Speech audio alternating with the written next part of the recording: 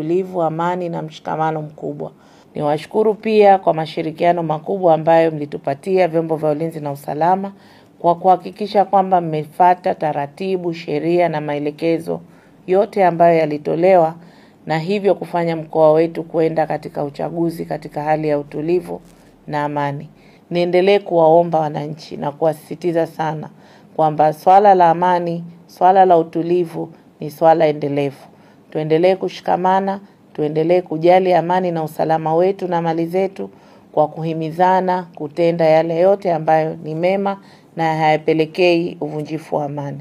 Amani ni jambo la msingi kwetu sote, na kila mmoja achukue tahadhari ya kuona kwamba tunaendelea na shughuli zetu za kijamii na kimaendeleo, lakini tukizingatia swala la usalama na amani wetu.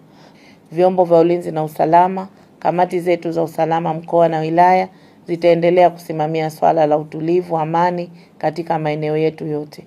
Niendelee kuwaomba, pamoja na kwamba matokeo yametolewa, walioshinda wameshinda, tumefurahia vizuri, lakini niendelee kuwaomba kwamba swala la amani ni swala ambalo linatakiwa kuwa endelevu. Swala la amani ni wajibu wetu sote, kila mmoja atimize wajibu wake. Na washukuru sana.